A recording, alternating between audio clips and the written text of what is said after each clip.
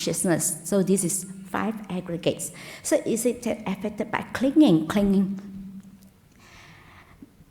These pickles are the 5 aggregates affected by clinging. That is the material form aggregates affected by clinging, and then followed by, he said, the perceptions, affected by clinging, feelings first feelings, perception, mental formations, and the consciousness aggregate affected by clinging, saying, "Good, Venerable Sir." The bhikkhu delighted and rejoiced in the Blessed One's words. Then he asked him further questions. But, Venerable Sir, in what are these 5 aggregates affected by clinging rooted? So he said, these 5 aggregates that affected by clinging, what is the cause? What is the root? What is the source? That affected by clinging. What is the root? So then the Buddha's answer: these 5 aggregates affected by clinging are rooted in desires. The desire is the one that is the cause, the rooted, that they come from the desires, the one thing. So the desires, sensual desires, like lust, sexual desires. But here is much more on a subtle level, the craving to be and craving not to be. We want to be exist on a very subtle level. It's not that sometimes people think that, I have no craving. Doesn't mean that you don't crave for food, you have no lust. That means you have no craving. So it is referred to a very subtle level of craving. That craving to be, we want to be exist. That craving is a subtle level. So Venerable Sir, is that clinging the same as these 5 aggregates affected by clinging, or is the clinging something apart from the 5 aggregates affected by clinging? So here the translations, when they say clinging, actually it's not really that kind of you holding on, you clinging. It's much more like we giving fuel to it, like our desires, and we keep reacting to that, we are adding fuel. So that's why we keep coming back in the samsara, because you have the fuel. This thing will grow, will keep going, the fire will keep burning. It will non-stop, isn't it? If you keep so it's not so much like really like you cling on it, but because it's much more like a better word. I think for this is like a fuel for that. You're giving nutrients and things will grow, isn't it? If you stop it, it will not grow. So if you keep fueling, that the fire will keep burning. So that members. So I finished this. So bhikkhu, that clinging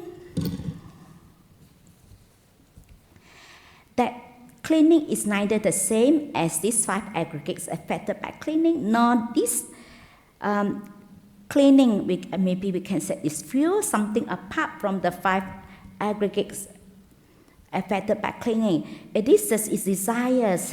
And last, in regards to the 5 aggregates affected by clinging, there is clinging here. So this is what is meant, this clinging is that the fuel that keep these 5 aggregates going with the fuel. Because when we keep, we keep reacting to that, we feeding it. So we keep putting in fuel, it will keep going. We keep these 5 aggregates going. And actually these 5 aggregates is not that something they are apart. You can take it apart, because now the Buddha's put it like he take it apart. Doesn't mean that you can have it standing by itself.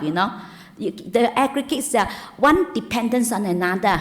So you have to have this in order to have that. You have to have the body. You have to have the rupa. You have to have the body.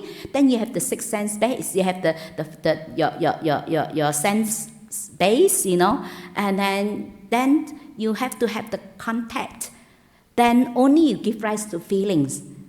And without this, you can't have this. And then with the feelings, you give rise to perception. Then the mental formations, that is the mental formation is the doer, is the will, is the thoughts about it, that leading that.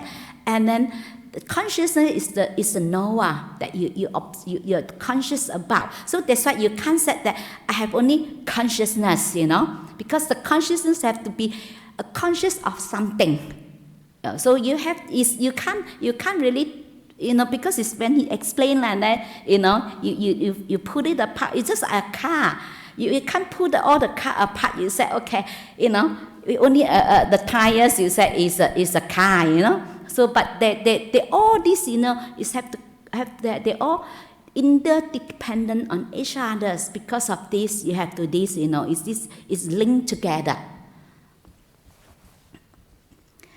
But, Venerable Sir, can there be diversity in the desires? And last, regarding these 5 aggregates affected by clinging.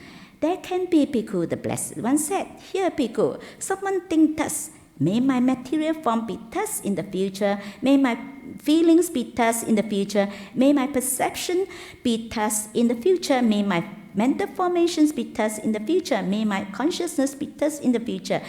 Thus, there is diversity in the desires. And last, regarding these 5 aggregates affected by clinging. So that this being,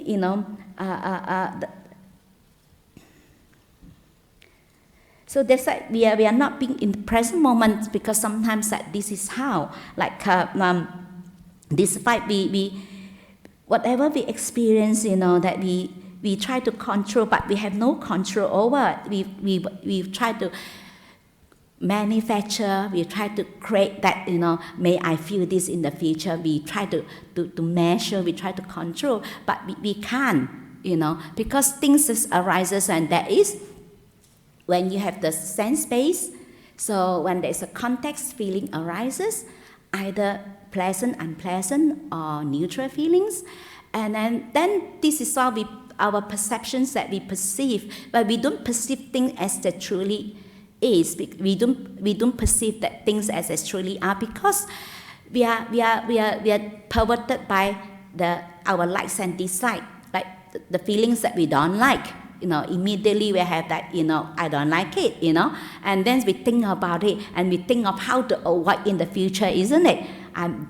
In the future, not to have that feelings, This is how it's all our own manifestation. We manifest that, through our own the perception, because the perception cannot be trusted, because of we still have the 5 hindrances is still there. So we don't see things as they truly are. That's why it cannot be trusted. Of course, the perception can be trusted when the 5 hindrances is not there. But the 5 hindrances is there, so that's why whatever we perceive, actually we are not perceiving things as they truly are. So that's why we try to manipulate, we try to manufacture, we manifest, we do all sorts of things that, hope that, to avoid unpleasant feelings, and try to hold on to things that you like, the pleasant feelings, and then we try to create that. But we can't, isn't it? Actually, we have no control over. So we go, and so we go further to this. But Venerable Sir, in what way does the terms aggregate apply to the aggregates? So actually it means that it's accumulations of things. And the Buddha said how things accumulated into each other's of these aggregates. They are accumulated into each aggregates. Like perceptions, how we perceive things, because of according to our likes and dislikes, and whole of this, all each aggregate is a lot of is all this accumulation, and the mental formations, the will, we try to control, and the consciousness, the knower, and also we try to control our body, So may we always have a pleasant feelings, I'm no suffering, no sickness, no illness, and actually we have no control over. So, and all this is all, each aggregate also is with all this accumulation in each of these aggregates. Because any kind of material form, whatever, whether past, future, or present, internal or external, gross or subtle, inferior or superior, far or near. This is the material form aggregates, any kind of feelings, whatever, far or near. This is the feelings aggregate, any kind of perception, whatever, far or near. This is the perception aggregates. Any kind of mental formations, whatever, far or near, this is the formation aggregate. Any kind of consciousness, whatever, far or near, and this is the consciousness aggregate. Is it in this way because that the term aggregate applies to the aggregates? So just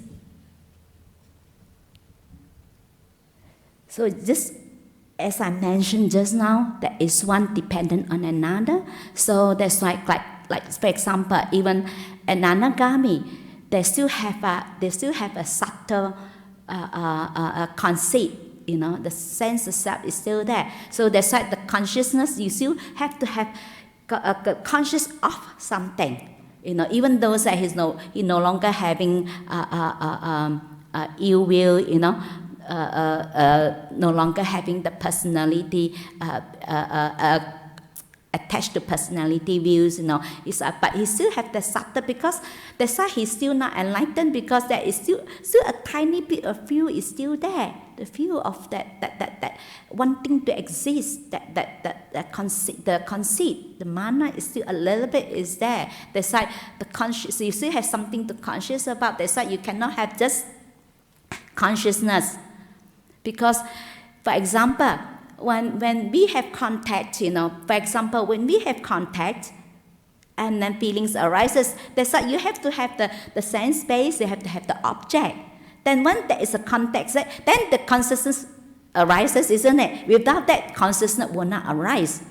So it will not be there. For example, if I'm sitting here, I don't see any one of you, you don't exist, the consciousness that is not there. So that's why sometimes is that this is one, you know, that they are interdependence on each other, so that the whole group of these aggregates, you know, the Buddhists when he gives the teaching, he separate that, but actually they are together. They are one affecting the other, one interdependent on others. We cannot really separate that, and this is how that. One becomes a cause and condition for this becomes a cause of condition for this, and this is how it's linked on. And this is the giving fuel, so that's why we keep going. So then he asks, what is the cause and condition, Remember, sir, for the manifestations of the material form aggregate? What is the cause and condition for the manifestation of feelings aggregate, perception aggregate, the mental formation aggregate, and the consciousness aggregates? So he asks, what is the cause and condition for the manifestation of the four aggregates? So that the Buddha said, four great elements. So the body is made up of four elements. So the cause and condition for the body is the four elements. So what are the four elements? There is a fire, water, earth, and fire, water, earth, and heat. No, fire is a heat and cold. Earth and a water, wind. So they call it wind, fire, earth, and water. So this is the four elements. So when we die, isn't it, we all go back to the dirt, isn't it? It's all gone, the four elements. So with that elements that is make up of that is the four elements is the cause and conditions for the material form of a body, the rupa. So that four great elements because are the cause and conditions for the manifestation of material form aggregates. Contact is a cause and condition for the manifestation of feelings aggregate. Because of you have the form, you have the body, and then you have our eyes, sense space, you have our ear, sense space, you have a smell, and touch, we have all this sense space, and then there is contact. So, feelings arises. So, contact is a causes and condition for feelings, aggregates. So then feelings arises. Without the context, feelings will not arise. So that's like the context itself. So it's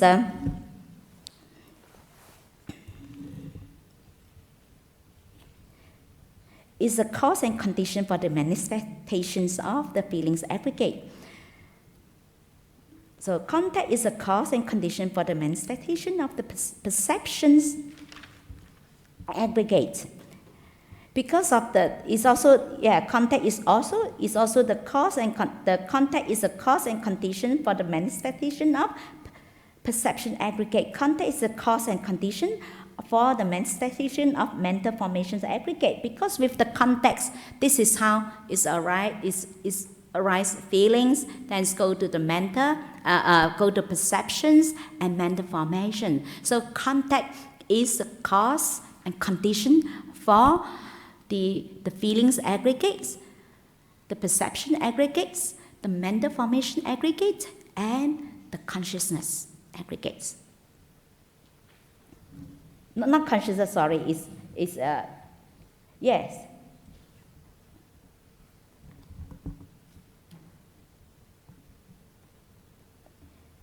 It's not the consciousness, it's the four aggregates that is feelings, perception, mental formation. Then he said the mentality and materiality is a cause and conditions for the manifestation of consciousness aggregate. That is Dhammaloka. That is the body, the form, and the feeling, perceptions, mental formations. Then all of these all four aggregates is the causes and the cause and condition for the consciousness aggregates. That's right. When all this cease, the consciousness cease. So if you are no longer having the body, if you have no contacts, you have no more feel, you have no, all this aggregate is not there. So because the consciousness have nothing to be conscious of. So then when all this cease, all the four aggregates cease, consciousness cease.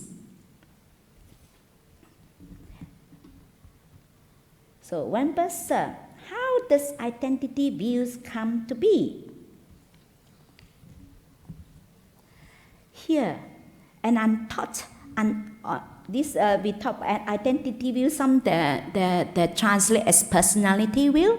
So this is how yesterday, Friday I have the talks of that, how we identify ourselves, how we identify all the experience, all the feelings, as this is me, this is mine, this is where the personality view, the identity views comes into. And that's why sometimes when we talk about non-self, and it's not saying that you are not there, you don't have that feelings, it's not everything emptiness, it's that because all these they don't stay, they come and go, but we identify this as me, like this belong, as if that we own those feelings, we own those emotions, those experiences, we think that we own them. So this is where we create that identity view. We identify all those experiences as me and mine, and we try to make it stay. Like those pleasant experience, we try to make it stay, and those unpleasant ones, we try to make it go away. And actually, the more you try to make it go away, it will stay longer.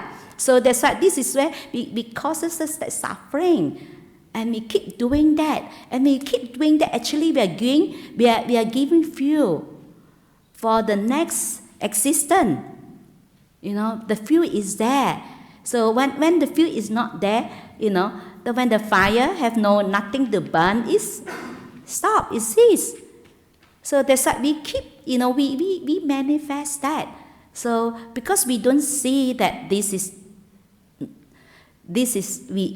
not, but doesn't belong to us, we don't own this, but because we misinterpret that this is like, I'm on this. So we try to manipulate, we try to control, we try to manufacture, we try to create, that we are the one who create that, Here, bhikkhus, an untaught ordinary person who has no regard for noble ones, and unskilled and undisciplined in the Dhamma, who has no regard for the true man and is unskilled and undisciplined in the Dhamma, regards material form as self, or self as process of material form, or material form as in self, or self as in material form. He regards feeling as self, perception as self, mental formations as self, consciousness as self, or self as process of consciousness, or consciousness in self, or self as in consciousness. That is how identity views comes to. This is how we identify all this, as we think that we own that. So for example, when we experience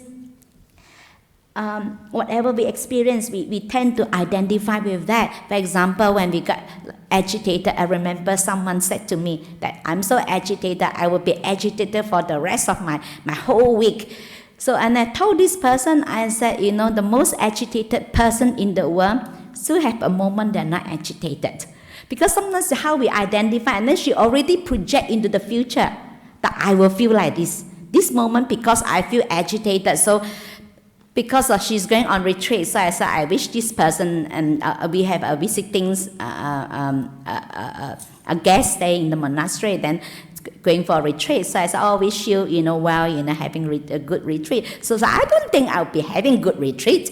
I'm so agitated right now. So my whole retreat, I'll be very agitated. This is how we project, isn't it? Just because how we feel now, we project in the future. So we think that we own the agitation. We can take that with us, And then, this is how we project into the future. That's, I will feel this way.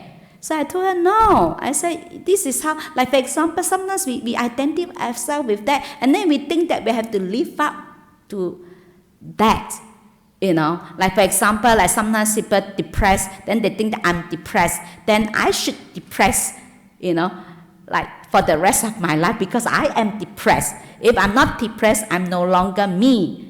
This is how we started to identify ourselves with those experiences. This is how the identity views comes into.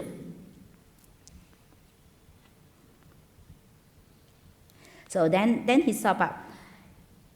But Venerable Sir, how does identity views not come to be? Here, bhikkhus, a well-taught noble disciple who has regard for noble ones and is skilled and disciplined in the Dhamma, who has regard for true men and is skilled and disciplined in the Dhamma, does not regard material form as self, or self as process of material form, or material form as in self, or self as in material form. He does not regard feelings as self, perception as self, mental formation as self, and consciousness as self, or self as process of consciousness, or consciousness as in self, or self as in consciousness. That is how identity views does not come to be. So the noble one, those and the enlightened one, they will not add on.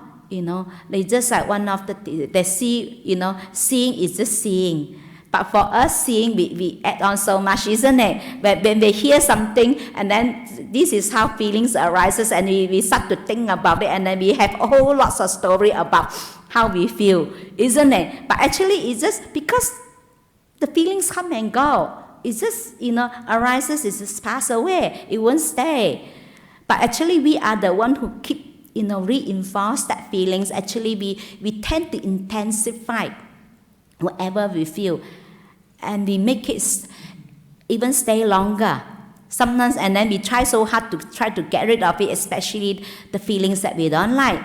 But I can guarantee you will stay, you stay even longer. If you leave it alone, it will just come and go.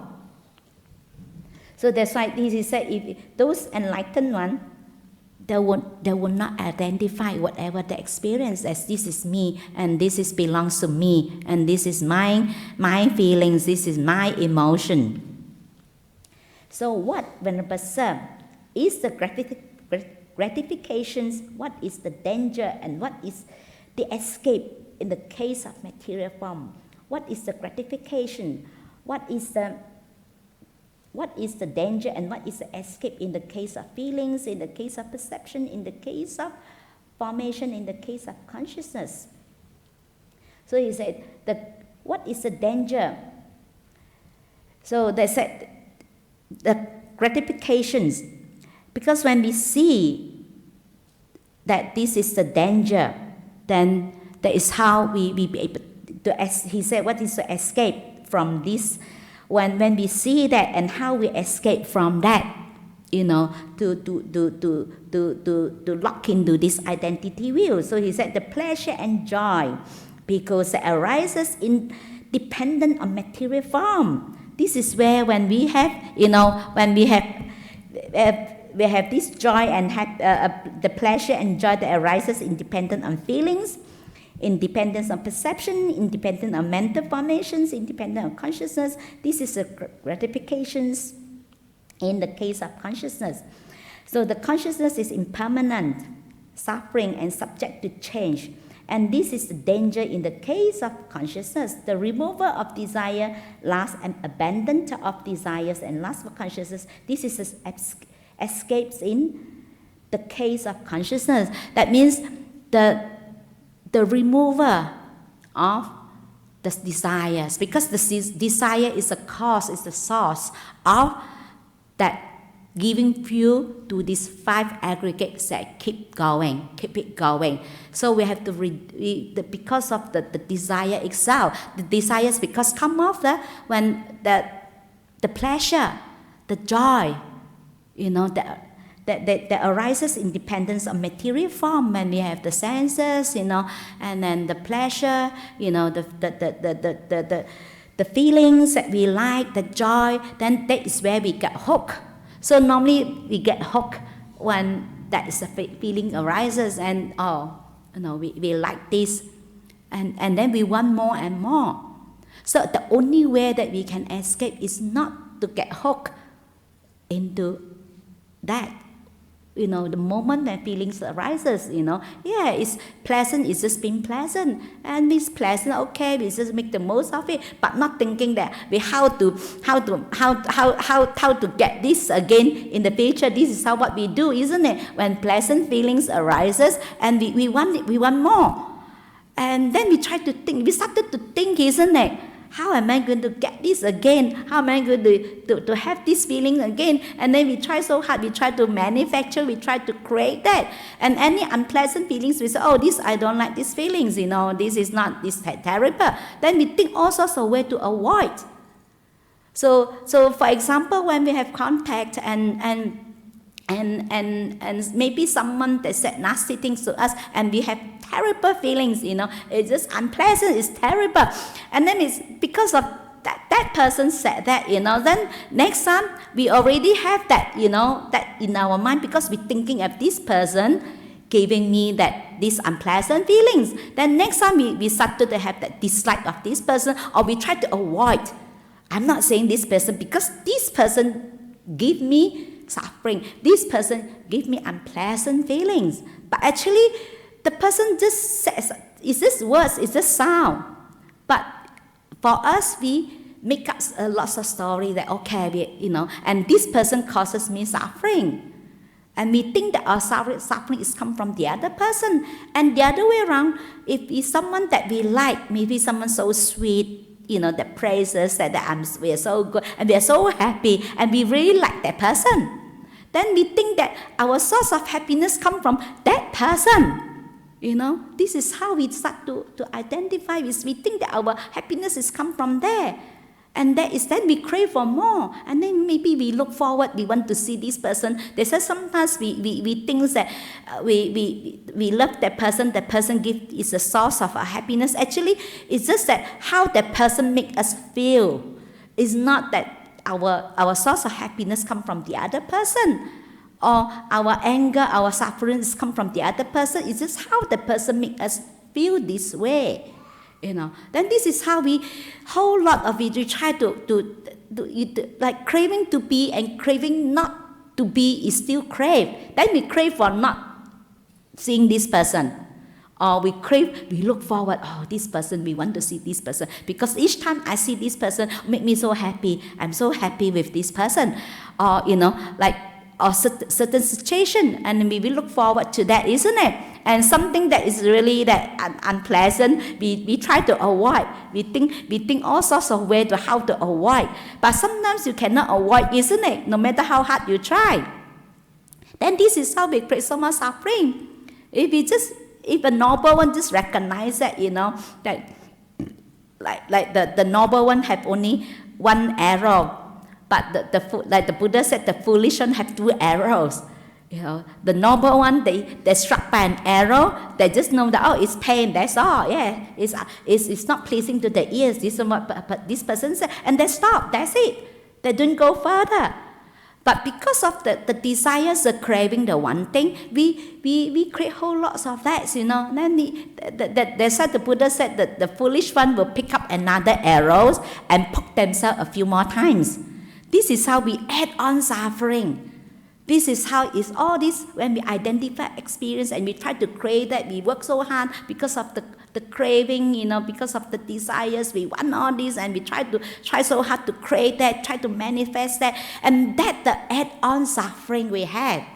But if the noble one, okay, this is how feeling is just feeling. This is how you feel. It's just, when someone said nasty things to us, it's just not pleasing to the ears, that's all, and then they stop, isn't it? They don't go further. But the foolish one will go on and on. They can write a book about this person, about these feelings, and this is how the add-on suffering, that second arrows they add on that is unnecessarily.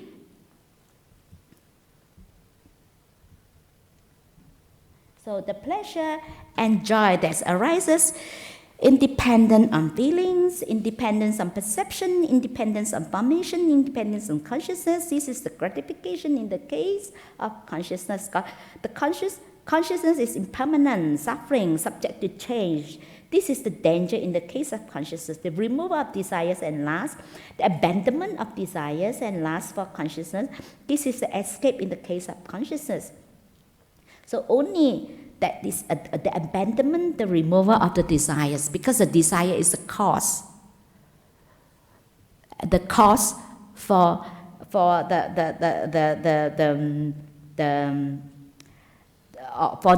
five aggregates. And then the removal of that is the escape in the case. So once we remove the desires, that is the escape.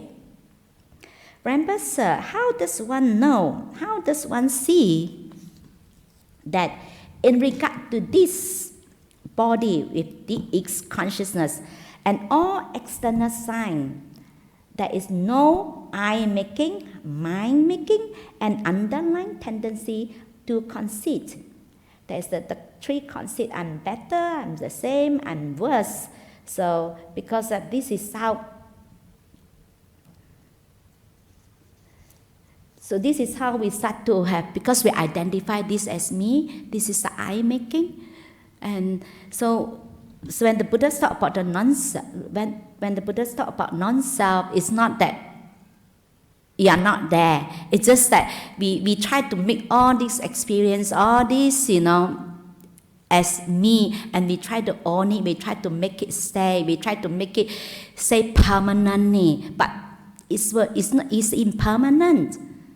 It keep changing, but we try to make it stay. We try to make it the way we want it to be. We try to manipulate. We want this way, we want that way, but we can't control. It goes its own way, whether we like it or not.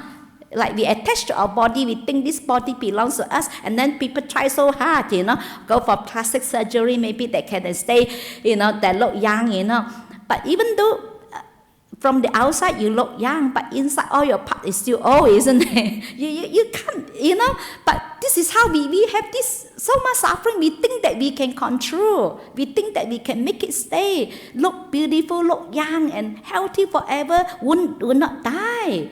That's why the other day I said, the Dhamma talk, I said, we all, on a theoretically level, we all understand, okay, yeah, one day we die. We will keep saying that we will die, we will face that, but how many of us truly think that we will die, isn't it?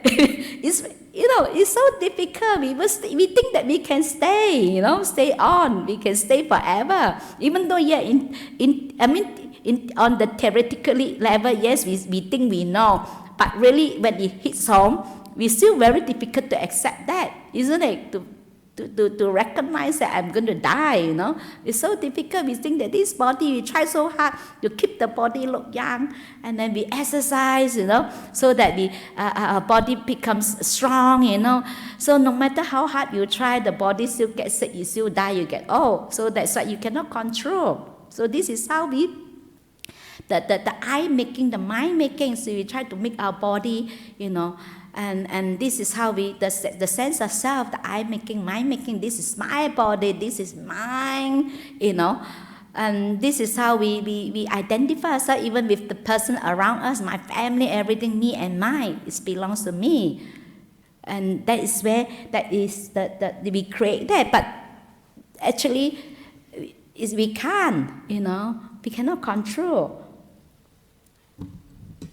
Because any kind of material form, whatever, whether past or present, I think a future as well, because I think that they didn't put future.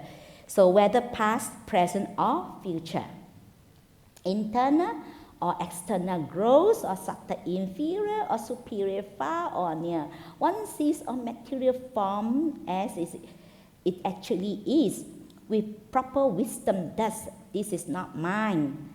This I'm not. This is not myself. Any kind of feeling, whatever, any kind of perceptions, whatever, any kind of mental formations, whatever, any kind of consciousness, whatever, one sees all consciousness as it actually is with proper wisdom. Thus, this is not mine. This I'm not. This is not myself. It is when one knows and sees, thus, that in regard to this body with its consciousness and all external signs, there is no I-making, mind-making, or underlying tendency to conceit. So there's that once you see that, that is with wisdom, that means that is the wisdom that is without that hindrances. So when your mind, that's why sometimes when in the after jhana state, and this is where you be able to, because without the five hindrances, when your five hindrances is not temporarily, it's not that permanently removed, but temporarily it's not there. So then the perception that what we perceive, actually, we be able to perceive what things actually is. Because we have the clarity, because the mind really completely still. So because the absence of the five hindrances. So as long as the five hindrances is there, what we perceive cannot be trusted.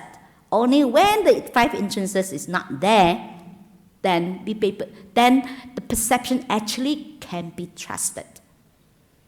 So that's why it's because of the five hindrances is there, so the mind is not still. So it's that hindrance, the mind is just like the mind is just being cloud. It's just, it's like the mind having very foggy, not have no clarity. We can't see things. We cannot perceive things as it truly is.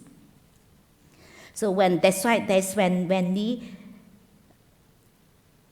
when they have when we attain the state that, after the jhana state, when the mind that really, that is that temporarily that five hindrances absent, then that is where we start to contemplate. That's why sometimes, because you can't contemplate anywhere when you're in jhana, because it's all still, but after jhana, that's because that is the clarity. So your what you perceive, actually that perception you are really perceiving things as it truly is. Then in the mind of a certain bhikkhus, these thoughts arouse.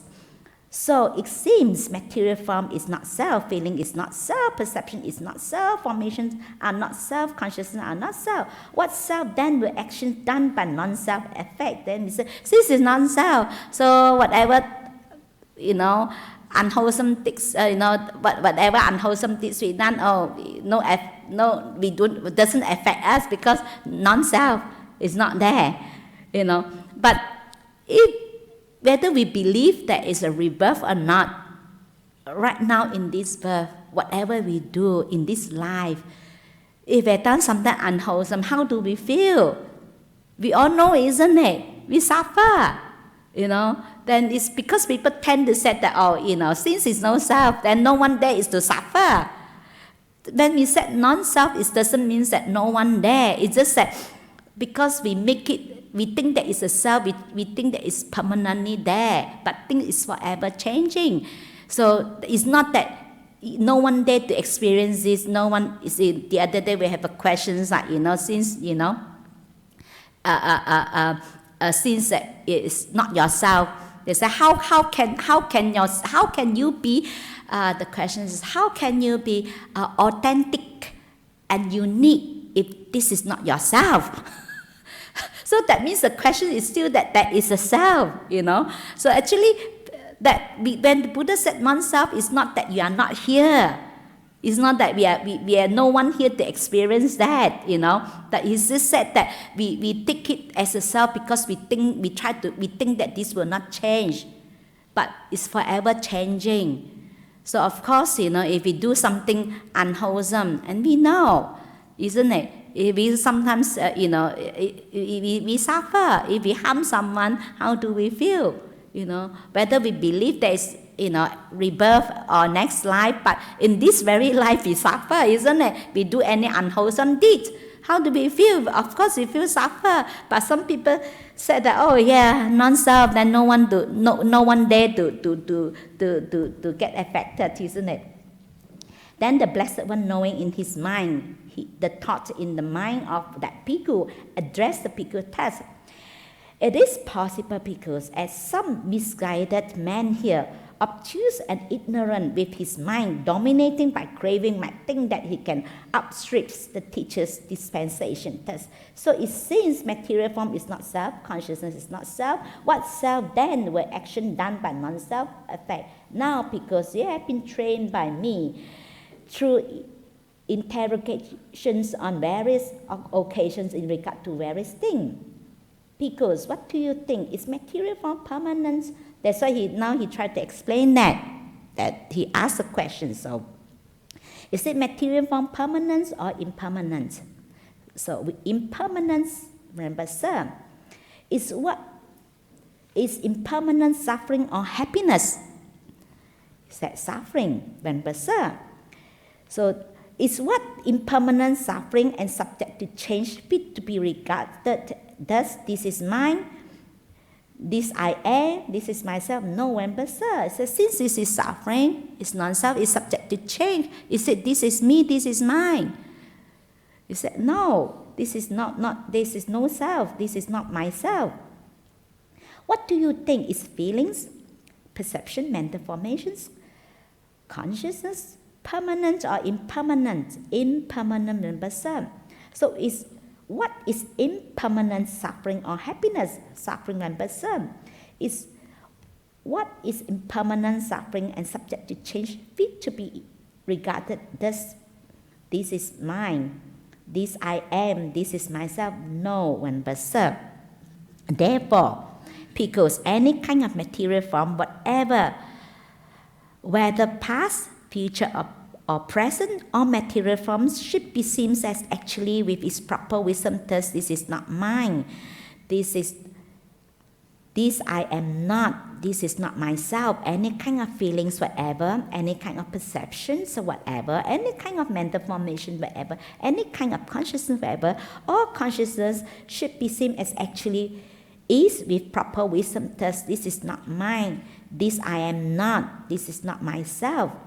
Seeing thus, a well-taught noble disciple becomes disenchanted with material form, like revulsion with material form. So revulsion with feelings, revulsion with perception, revulsion with mental formation, revulsion with consciousness. This is nibbida. This have to be careful. I see many people they think that, oh yeah, I'm no longer, I don't want to be reborn, I don't want to be reborn again, I want to get enlightened this life. And that they think that they are not, actually it's not come from the wisdom that you're turning away, because you are no longer passionate, you no longer have passion, that because all this is come and go. And when you be able to really see that and you perceive things as that truly is, then you already have no interest. Like the nibbida, you turn away. So but a lot of people, that think that craving not to be is nibbida. I have a friend. It's a very good friend, but you used to practice together.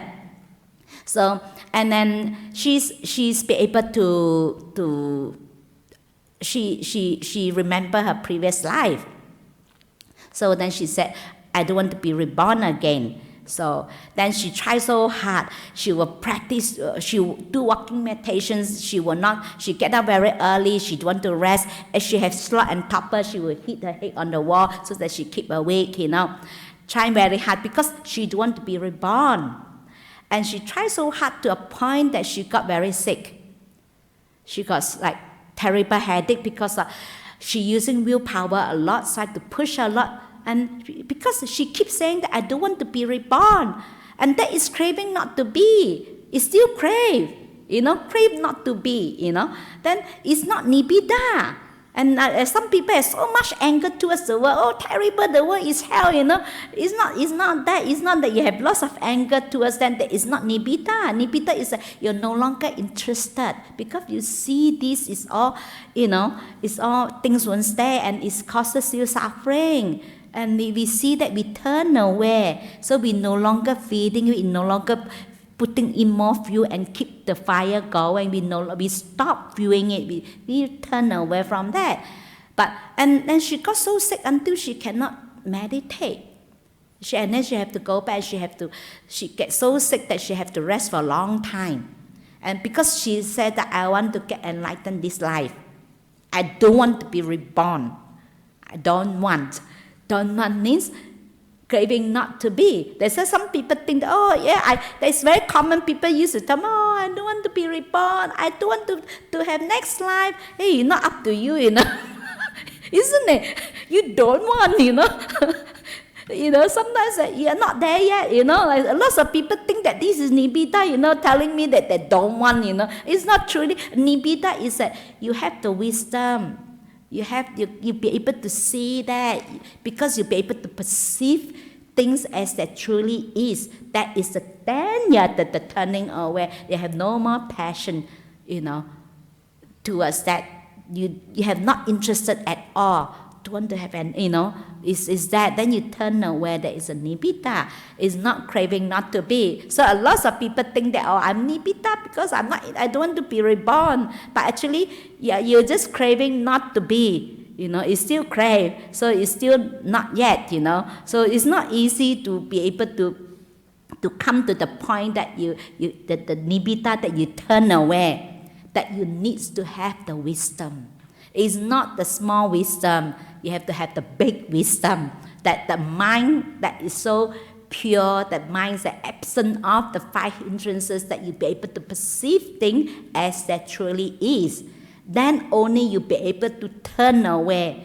Then things will fade away. So without that big wisdom, you can't.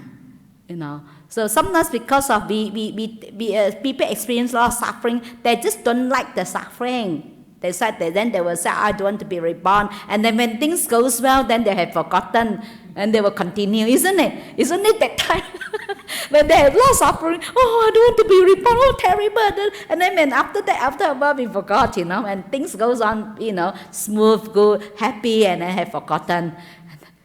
So that's why it's not easy to come to that stage, that nibbida, that turn away. You really have to have the big wisdom in order to that.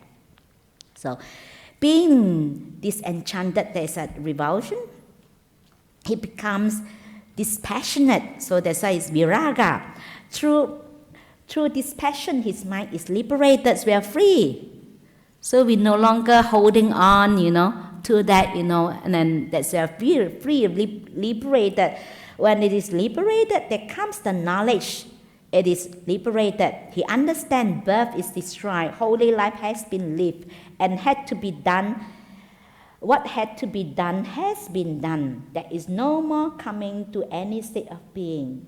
So this is next birth has been destroyed. So no more, the fuel is stopped. No more fuel. Because when you see this thing as it truly is, we no longer putting in fuel anymore. When there is no more fuel, nothing to burn, so everything ceases. So that is what the Blessed One said. The bhikkhus were satisfied and delighted in the Blessed One's words. Now, while this discourse was being spoken, through not clinging, the minds of 60 bhikkhus were liberated from the taints. Because these questions was being asked by the master of these 60 monks, and he's already got enlightened. So, but he asked on behalf of his 60 monks. So then the 60 monks, after listening to this discourse, and they got enlightened. So, any questions or comments?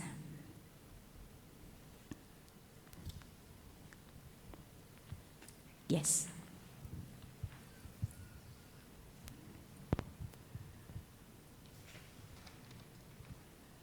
And what's the difference between mental formations and perception? Oh, because you come with the perception. Because when the feelings arises, and then that because our perception is based on our feelings, we perverted by likes and dislikes. The mental formation actually is the will, our will, the doer. Then we start the thoughts, the thoughts with intention. That okay, because of this is how we perceive that this is really bad. Okay, you start to think, how am I going to avoid that in the future? There is a mental formation, go on and on and on. That is all the will that try to manipulate, try to measure, try to control. That's the doer. The consciousness is the knower. So is that answer your questions? Okay. Thank you.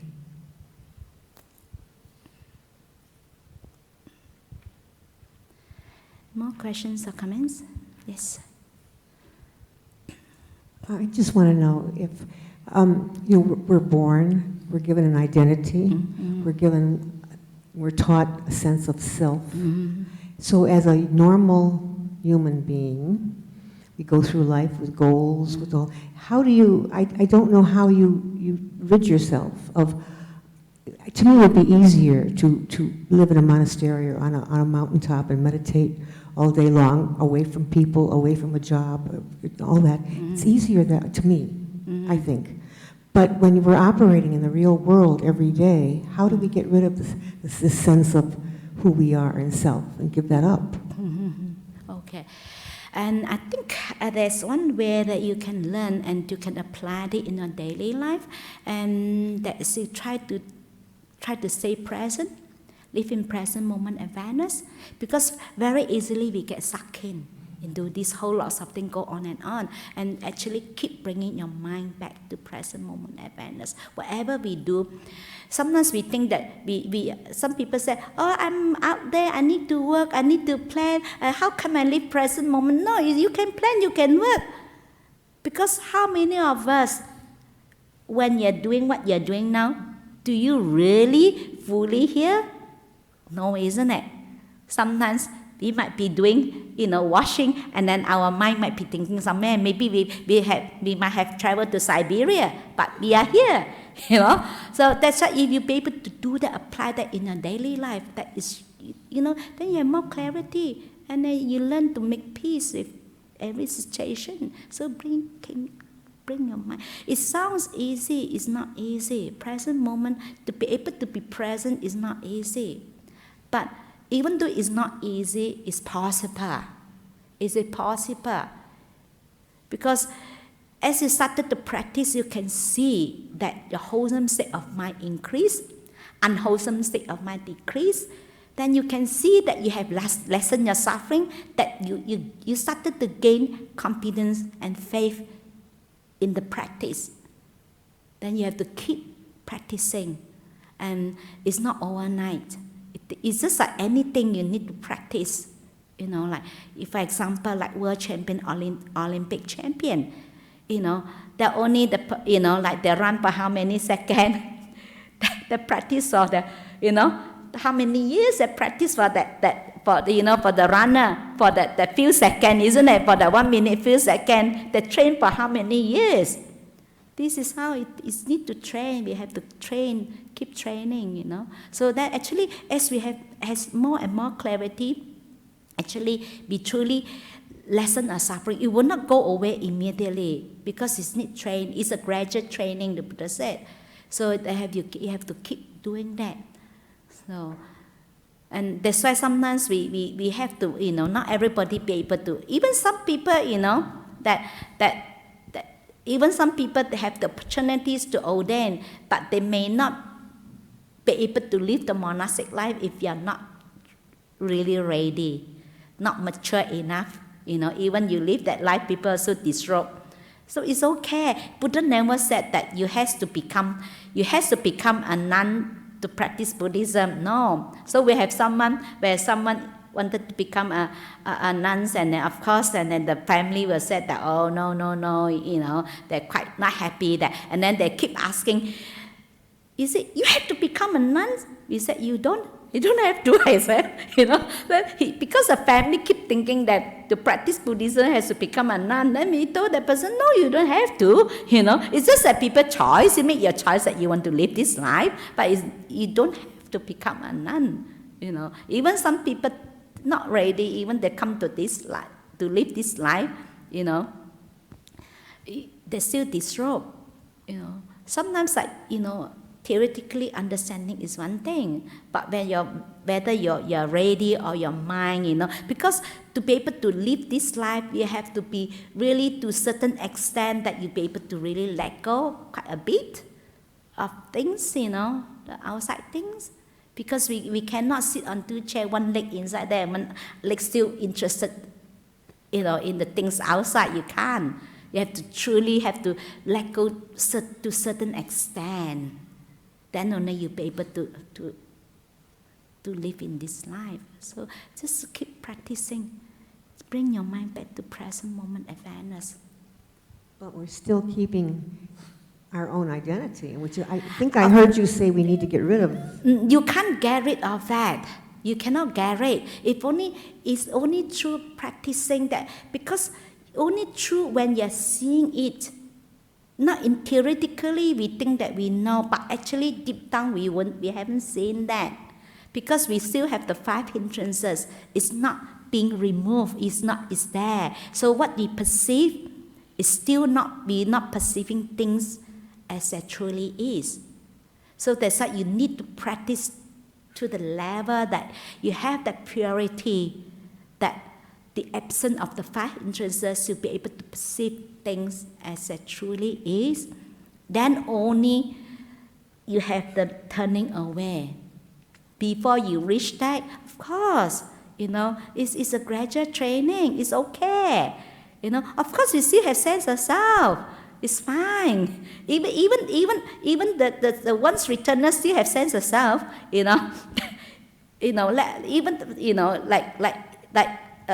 Stream winners, they still, Hasapanna, they still have the first stage of enlightenment. They only abandon the identity views, and they still have anger, but it's not the gross type of anger. They still have the sense of self is still there. But of course, it's more, the defilements is more on a more subtle level. So it's a gradual training. Of course, sometimes like even mindfulness is at a different level of mindfulness. Like the Arahant mindfulness they have a constant mindfulness. They're more aware of that. They don't get locked in. They don't get because the mindfulness is constant. So because of that, they already uprooted the 5 hindrances permanently. So that's why the mindfulness, they don't get caught, they lock into that. They won't. But for us, sometimes we can see ourselves, isn't it? When sometimes our mindfulness is like that. Sometimes when our mindfulness is, for example, when we have strong mindfulness, the moment that unwholesome thoughts arises, we can easily stop, isn't it? It's just stop very easy. Because the moment you see it stop, because that time your mindfulness is sharp enough. But we are not. Sometimes it's okay, sometimes not. It's just like all the champion, the world champion, they have to, they have to train until they all the time they can do it, They cannot say, oh, sometimes can, that is not stable, sometimes they can, they like those that divers, how they sometimes, they can perfectly, they can do the turn, sometimes they can't do it, that is no good. They have to train until the point that each time, most of they be able to do that, So that's like, we all have mindfulness, it's just on different level. So it's okay, because we have to start at somewhere, at any level. Of course, we still come with sense of self, but at least, we know that this is something that we need to work on. We know that this is causes us suffering. So, and then as we develop, as we start to practice, and if we can see, like for example, things that used to bother us for a long time, maybe for a month, maybe now it's only 2 weeks, then actually we already lessen our suffering for 2 weeks, isn't it? We already lessen suffering so much, but if we used to suffer for so long, then it's already lessened. So it's a gradual training. It's still there. It won't go away immediately. I give you the simile.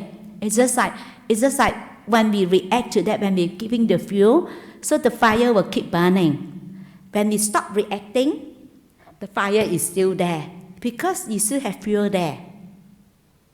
So each time we don't feed, we don't react, we don't lock into that defilements, we don't react to defilements, we are not acting more fuel.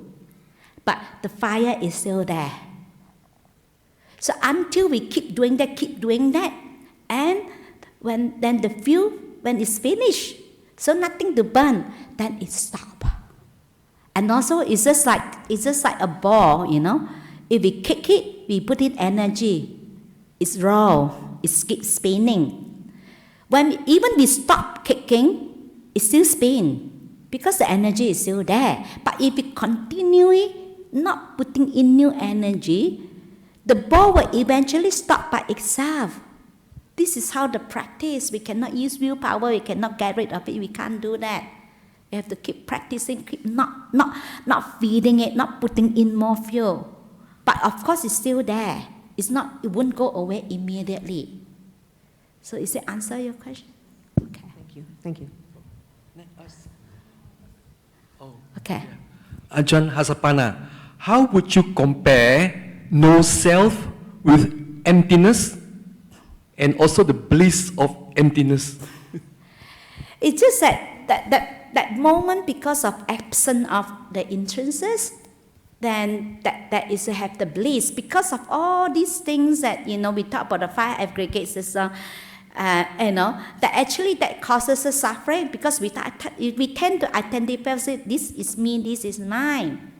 And how, just now I already explained how sometimes when we have unpleasant, we try to avoid, and all this we create also, and then anger when we can't get what we want, we think that this is me, this belongs to me, and all on and on. So when your 5 hindrances is not there, when your mind absent of the 5 hindrances, that is so your mind, that is free of that. So you have the bliss, because sometimes we don't see that this is suffering. We think that's me, we want to hold on to that, we can't let it go. because of we think that it's difficult unless you reach that stage, you see that it's actually it's so nice. Without the body, it's so nice. But sometimes you're so scared to the body disappear. Even it's quite common thing like people before they enter into jhana, when the body disappear, they're so scared. Oh, I'm disappear. They're so scared because we're so scared to disappear. We just hold on to that. But once you experience, without the body is so nice, Okay, so that's the question. Okay. Okay. Kami from Poland. How can I deal with hateful, harmful neighbors using teaching of the suttas today?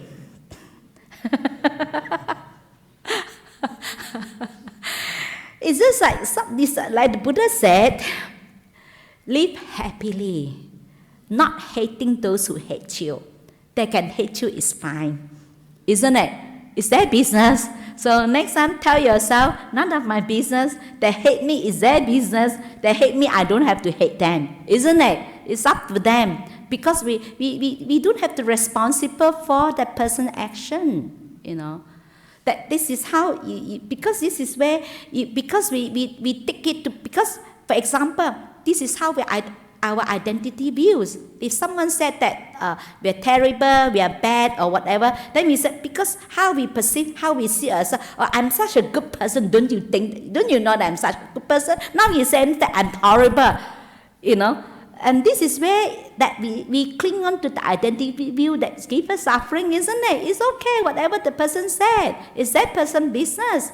The persons can say what they like, So that's why the Buddha said, not hating those who hate you. They hate us is fine. But for us, normally most people say, because you hate me, then if you hate me once, I hate you twice. You hate me twice, I hate you thrice. More times, 10 more times I hate you.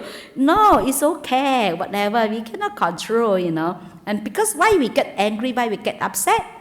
Because of the sense of self. Because who we think, we all have the image, how we think, how we view ourselves, who we think we are. And then when someone said that not who we are, then we got upset because our sense of self being challenged. So we need to defend our sense of self because I'm not like that. I remember we got a neighbor, the two brothers is not in good terms. So then the other brother come, the wife come, they will say, "Oh, I'm the good Cain." So the other brother is a bad Cain, so I'm a good Cain. So this is how we identify ourselves as good. And someone said that we are bad, so we have to defend, isn't it? And because of this identity view, who we think we are. So we have to defend ourselves, isn't it? Because someone said that we're such a horrible person, but we think we are such a sweet, nice person. So that's why it's okay, whatever people say that. So Chloe from Singapore, how do we distinguish between non-self and impermanent?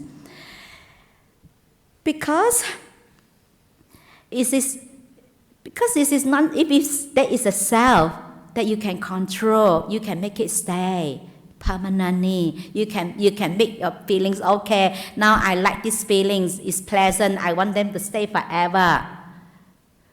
Non-self because it's non-self because it's impermanent. We cannot make things stay. Emily from Germany, regarding the sutta text, this is not mine. This is not me. This is not myself.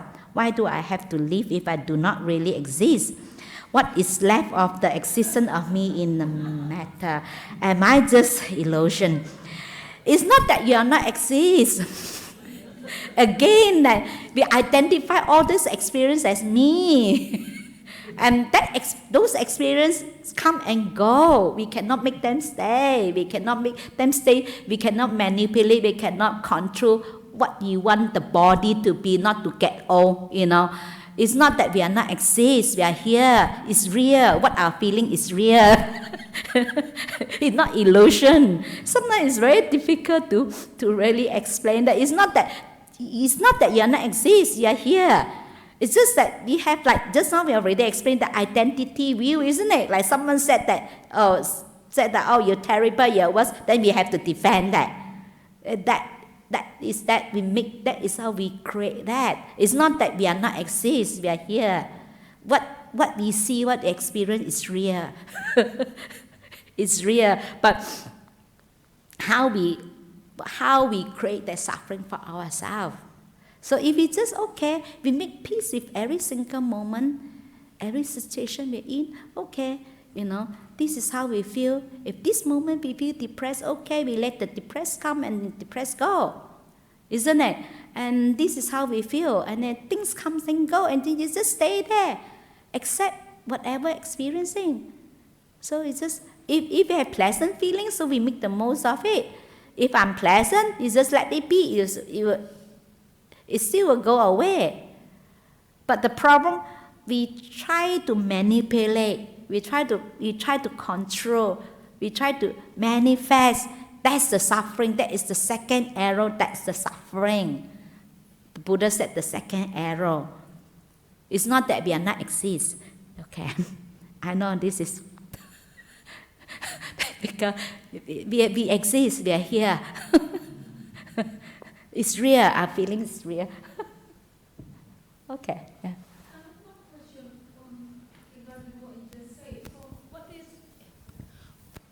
What do you think about hoax? These days, so many things, hoax, fake news everywhere. So if the person get hoax from somebody else, which they know it's not true, but they don't care, because they say people can think whatever they think, people can say whatever they say, but the hoax, the false news, the fake news people spread affect the community, affect the life of other people, then don't you think we need to take a step to correct what is not right? Yes. And that's why sometimes the problem with freedom of speech, sometimes people, it doesn't mean that when the Buddha talk about right speech, the Buddhas never talk about right silence. So if we need to speak up, we need to speak up. But they have to fulfill the 5 conditions.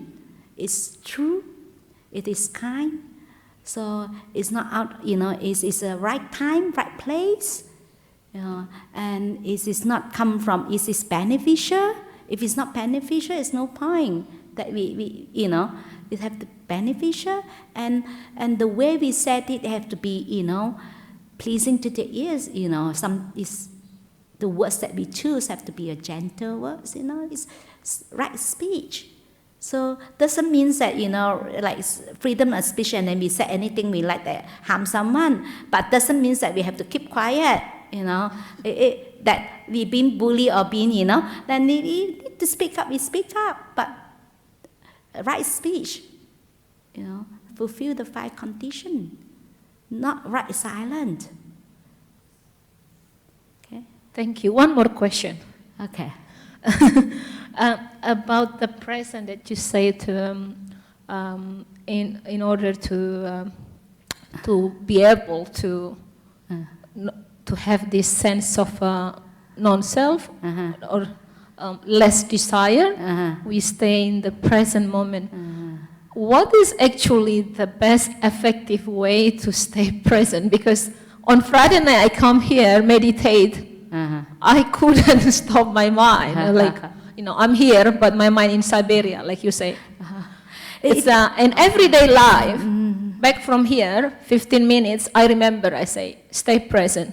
But 1 week later, before another Friday night, I already forgotten the whole things.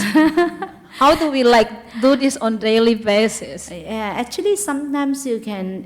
Firstly, you learn to slow down a little bit, because sometimes if you keep, sometimes you have to slow down a bit, because if not, if we keep follow our usual habitual pattern, we rush from one thing to another, we keep rushing from one thing. So actually, first thing, you try to, maybe you get up a little bit earlier. So try to slow down, not to rush from one thing to another.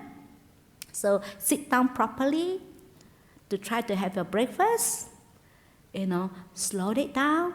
So, and then a small little thing in your daily life, you can use it to practice. For example, when you get up first thing in the morning, so you have to remember when you walk out the room, you make sure you stop.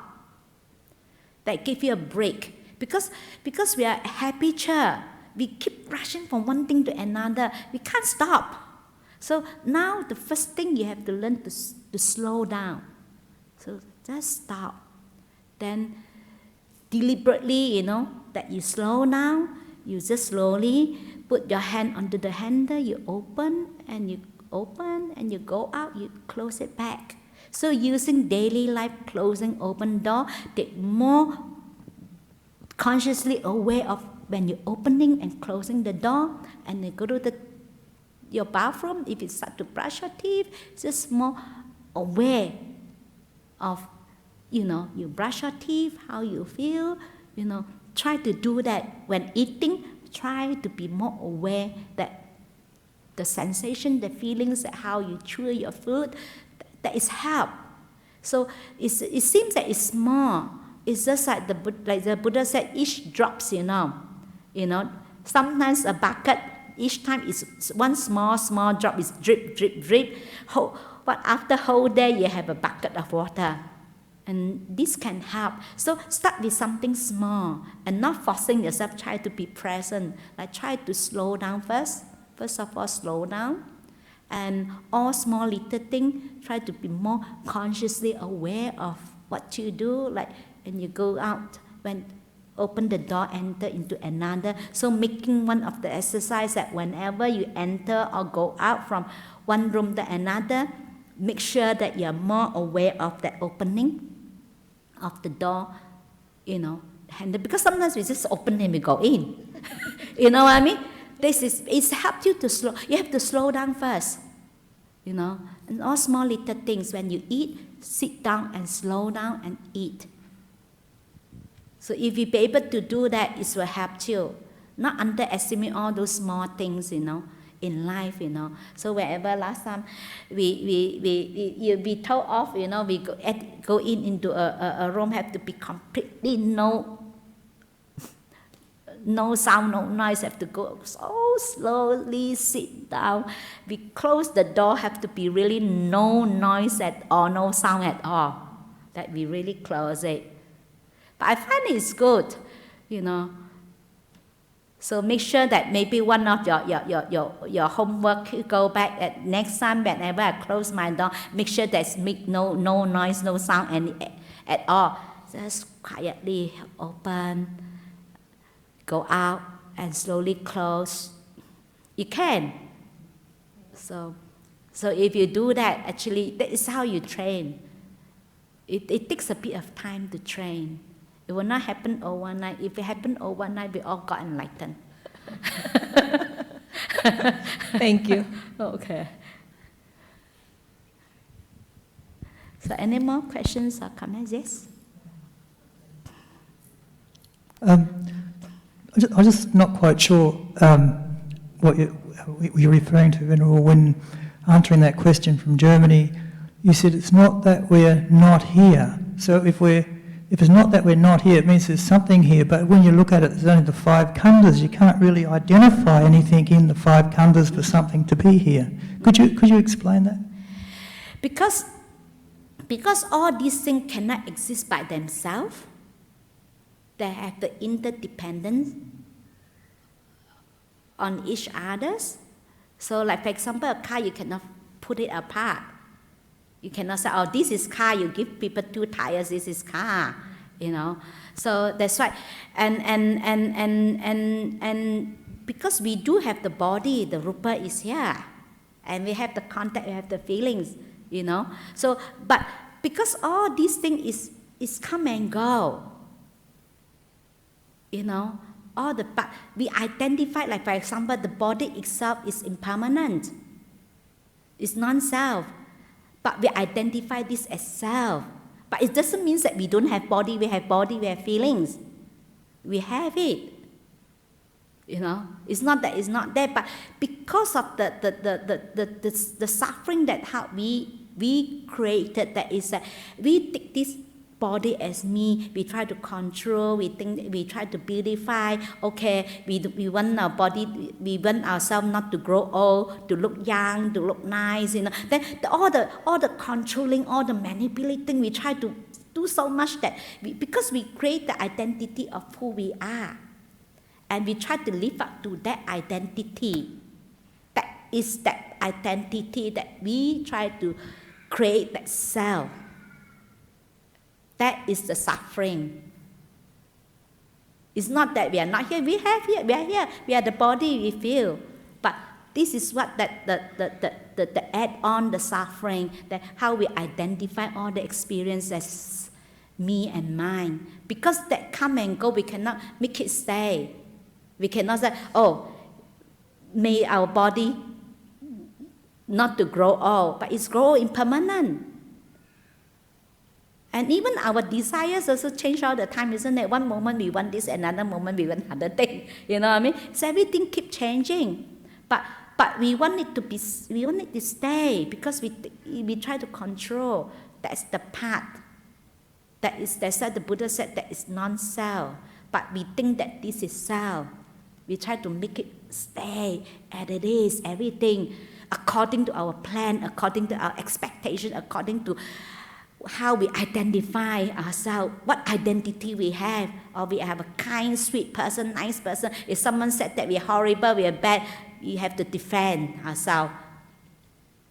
So we become offended, we get so offended, isn't it? So we have to protect ourselves. So because our sense of self being challenged, this self that so-called good, sweet, nice person being challenged, the sense of self being challenged. Is it answer? What's your answer? Thank you. Okay. Okay. Any more questions or comments?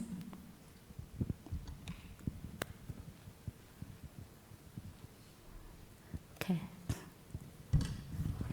So